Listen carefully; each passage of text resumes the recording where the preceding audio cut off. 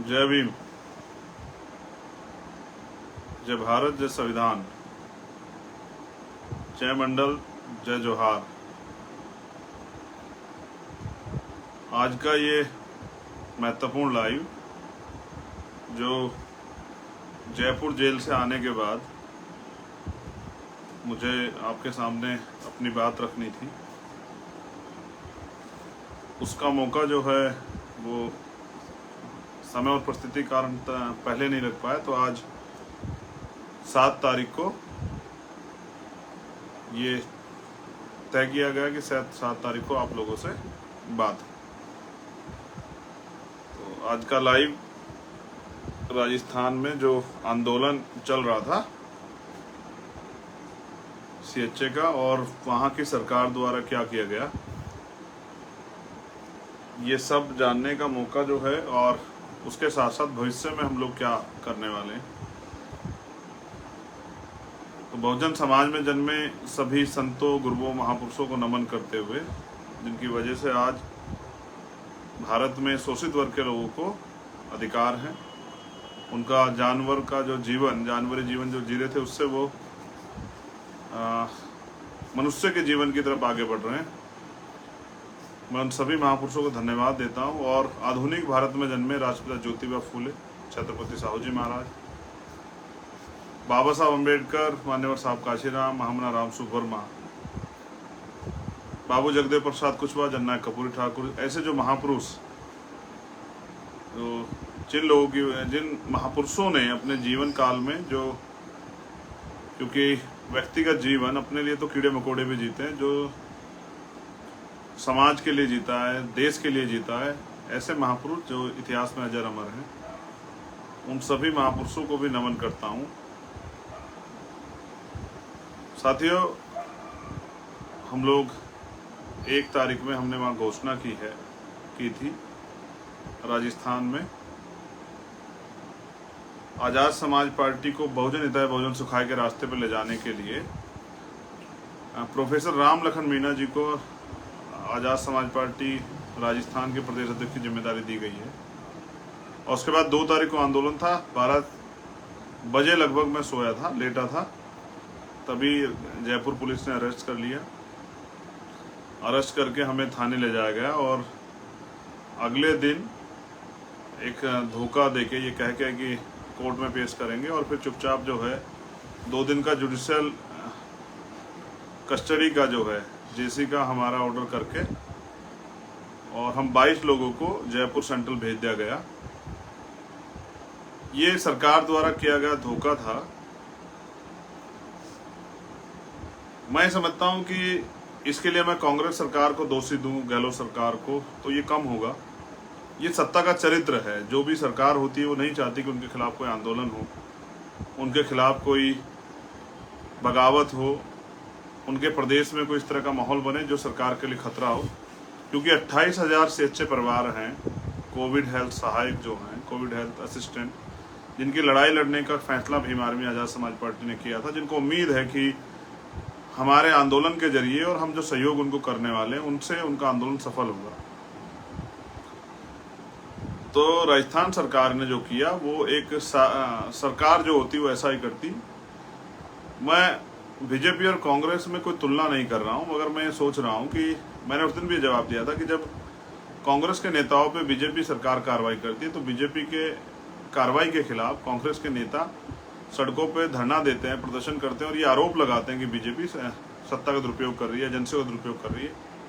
लेकिन जो राजस्थान में हुआ वो भी सरकार का दुरुपयोग था। सरकार को चाहिए कि जब उन्होंने हमें आंदोलन करने से रोका, तो 3 तारीख में RSS और बीजेपी का जो आंदोलन था उसको उन्होंने क्यों होने दिया। मैंने जो करीब से देखा उससे स्पष्ट होता है कि जैसे पाली में का जो आंदोलन हो, फिर उदयपुर में हम लोग आए थे, तो उस दिन धारा 144 लगा के वहाँ के DM SSP ने हमें रोका कि माहौल खराब है। लेकिन उसी दिन शाम में 5 बजे RSS का पथ संचलन होता है। तो यहाँ इनडायरेक्टली कांग्रेस की सरकार जो बीजेपी के धुर विरोधी होने की बात करती है, वही वहाँ उस सरकार के मुखिया अशोक गहलोत वहाँ बीजेपी RSS को बल देते हैं। वहाँ करौली जैसा दंगा होता है, और लेकिन करौली जैसे दंगे के बाद लॉ एंड ऑर्डर इतना फेल होता है कि रात को दंगा होता है, फिर सुबह दंगा हो जाता है, फिर दोपहर में दंगा हो जाता है। इससे स्पष्ट होता है कहीं ना कहीं बीजेपी के लोगों को बल देने का काम वहां की सरकार कर रही है। वो नहीं चाहती वहां तीसरा मोर्चा खड़ा हो, वो चाहते हैं बीजेपी कांग्रेस बनी रहे। और हम ये चाहते हैं कि अब जो दलित, आदिवासी, ओबीसी, माइनॉरिटी, जो बहुजन समाज है, उन लोगों को मौका मिले। क्योंकि 70-72 साल की राजनीति में हमने देखा कि इन लोगों को, इन सरकारों को हमने मौका दिया, लेकिन आज भी हमारी स्थिति वही बनी हुई है। इस देश के SC, ST, OBC माइनॉरिटी की स्थिति वही बनी हुई है। अगर वो खुद मेहनत नहीं करेंगे तो शायद उनके बच्चों को शाम का भोजन ना मिले। इसलिए मैं अपने साथियों के सहयोग से और उनके विचारों के अनुरूप वहाँ तीसरा मोर्चा हम खड़ा करने का प्रयास कर रहे हैं। और मुझे विश्वास है कि पिछले 5 साल में जितने त्याग, बलिदान, ईमानदारी से भीम आर्मी के कार्यकर्ताओं ने राजस्थान के वहाँ काम किया है, तो आने वाले कल में उनके काम के जरिए हम लोग वहाँ एक ताकत और विकल्प बनेंगे। बाबा साहब अम्बेडकर का सारा ध्येय जो है वो वोट पे था कि वोट की वैल्यू समझ के बहुजन समाज एकजुट हो और राजनीतिक सत्ता अपने हाथ में लेके, कानून बनाने की ताकत अपने हाथ में ले, नीतियां बनाने की ताकत अपने हाथ में ले। अभी तक बहुजन समाज अपनी वोट की वैल्यू नहीं समझ पाया और वो स्वर्ण जाति द्वारा जो आधारित पार्टी बनी, उनका पिछलग्गू बना हुआ है। मैं समझता हूं कि अब उन्होंने पिछलग्गूपन उनको छोड़ देना चाहिए और टुकड़ों में बटे बहुजन समाज को एकजुट करना चाहिए। तो फिर अगले दिन संडे था, ये एक सोचा समझा षड्यंत्र था, क्योंकि 3 तारीख का आंदोलन RSS बीजेपी का वहां सफल कराना था मुख्यमंत्री जी को। इसलिए हम 22 लोगों को जेल भेजा गया। मंडे के दिन हमारे वकीलों ने, हमारे प्रदेश अध्यक्ष ने, वहाँ की टीम ने मेहनत की, पूरे देश के लोगों ने ज्ञापन दिया, तब जाके उन्होंने हमारी बेल बाउंड जो है वो एक्सेप्ट किए। मैं समझता हूं कि ये राजस्थान सरकार का फेलियर है कि वो सरकार का, तो वो सरकार जो है आम आदमी को तो रिलीफ नहीं दिला पा रही, लेकिन वो शोषण ज्यादा कर रही है उन वर्गों का जिनसे उन्होंने वोट लिया और जिनके लिए उनको काम करना था। मेरे आज भी याद है जब 2 अप्रैल 2017 का आंदोलन हुआ तो राजस्थान में बड़े पैमाने पर आंदोलन हुआ और इस सरकार, जो वर्तमान की सरकार है, इनके नेताओं ने भरोसा दिलाया कि जो झूठे मुकदमे बीजेपी के लोगों ने, हम उनको वापस लेंगे। फिर 2019 में नहीं लिए गए, 19 में इस नाम पे वोट लिया गया, फिर उसके बाद जो है पंचायत चुनाव में इस नाम पे वोट लिया गया, लगातार इस नाम पे वोट लिया जाता रहा और अभी तक वो मुकदमे वापस नहीं हुए। आज भी वहाँ अधिकारी कर्मचारी बीजेपी शासित राज्यों की तरह पीड़ित हैं, सताए जा रहे हैं। तो इस सरकार को ज्यादा दिन अवसर देने का मतलब ये है कि अपने पैरों पे कुल्हाड़ी मारना। मैं वहाँ के बहुजन समाज से भी निवेदन करूंगा कि अपनी लड़ाई को समझें। एक धन्यवाद मैं पूरे चाहता हूं आजाद समाज पार्टी कार्यकर्ताओं का, उन शुभचिंतकों का जिनको इस बात की फिक्र थी कि गहलोत सरकार द्वारा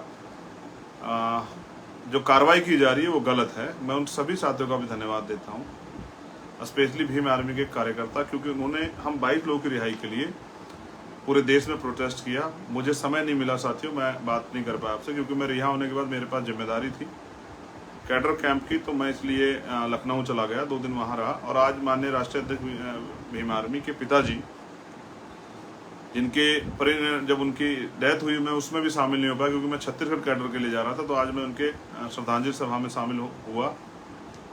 तो मैं समझता हूं कि सोशल रिस्पॉन्सिबिलिटी भी थी, लेकिन जिन साथियों ने मेहनत की है, संघर्ष किया, जिन्होंने आवाज़ उठाई, उन साथियों का धन्यवाद करना मेरी जिम्मेदारी है।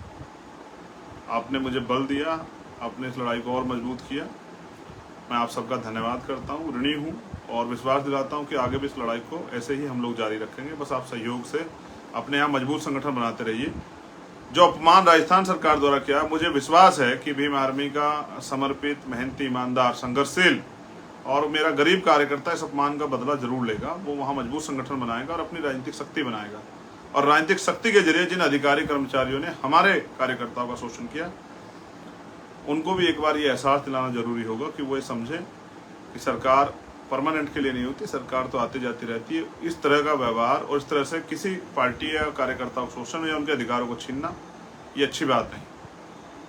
CHA के जो बहन भाई हैं वो मुझसे बाद में मिले थे, मैंने उनसे वादा किया कि उनकी लड़ाई हम लोग लड़ेंगे। CHA के अलावा भी वहाँ रीट में भी कई ऐसी भर्तियाँ है, SI की, पुलिस की, सब में घोटाले खबर है। उन सब मुद्दों पे हम लोग काम करेंगे। वहाँ की प्रदेश कमेटी मिलकर वो कर रही है, वहाँ की लीडरशिप काम कर रही है। अनिल ढेलवाल जी हैं, जितेंद्र अठवाल जी हैं, हमारे प्रभारी सतपाल चौधरी जी हैं, हमारे प्रदेश अध्यक्ष हैं राम लखन मीणा जी, हमारे भीम आर्मी के जो संयोजक हैं प्रदेश के सुमित सहगल जी, सुनील भिंडा जी, तमाम जो हमारे साथी हैं सीनियर जूनियर जो अच्छे साथी वहाँ काम कर रहे हैं, जिनके नेतृत्व में इतना बड़ा आंदोलन हुआ, मुकेश बैरवा जी, मुझे विश्वास है कि जो सरकार द्वारा किया गया उसके बाद वो अपने संगठन को मजबूत करने के लिए जिस तरह से उन्होंने पहले मेहनत की और ज़्यादा मेहनत करेंगे।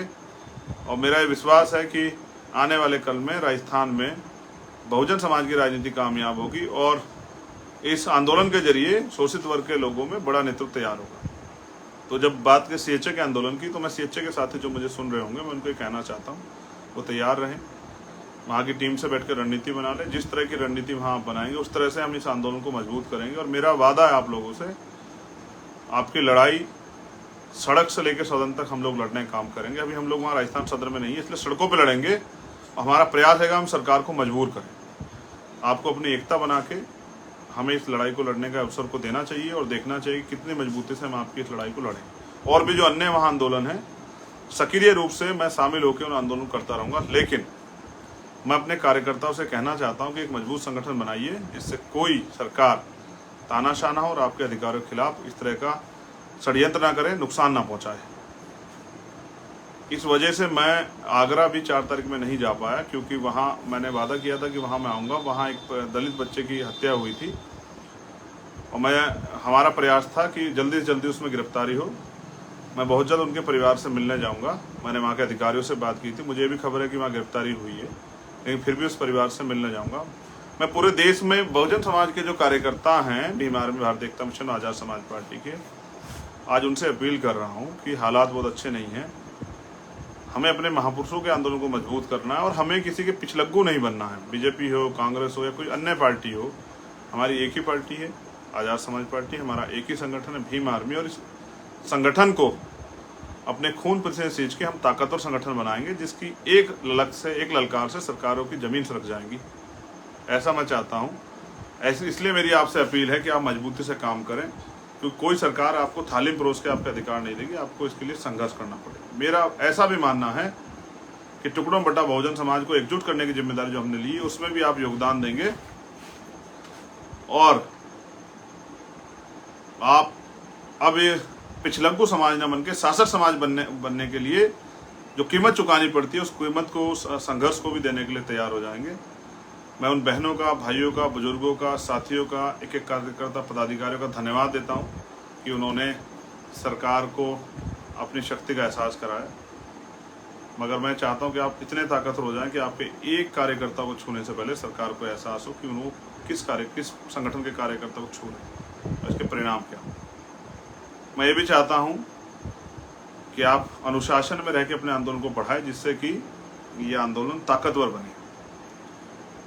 जिस तरह मैंने अपनी जिम्मेदारी समझी है, मुझे आशा विश्वास है, मैं भीम आर्मी का एक ईमानदार कार्यकर्ता हूँ, समर्पित कार्यकर्ता, आजाद समाज पार्टी के ईमानदार समर्पित कार्यकर्ता हूँ। मैं ऐसी उम्मीद करता हूँ कि आप भी अपनी जिम्मेदारी को समझेंगे और इस देश में जो रुका हुआ आंदोलन है महापुरुषों का, जो सपना है बाबा साहब अम्बेडकर, माननीय काशीराम साहब का, उसको पूरा कराने में मदद करेंगे। अपने जीवन के संघर्ष का योगदान देके, अपना अमूल्य समय देके, अपने धन और अपनी जो एनर्जी है उससे इस आंदोलन को मजबूत करेंगे। पुनः बहुजन महापुरुषों को नमन करते हुए आप सभी के लिए मंगल कामनाएं।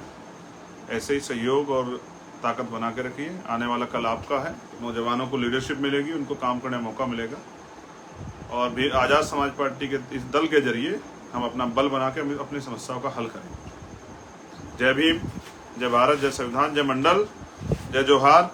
आप सभी के लिए मंगल कामना।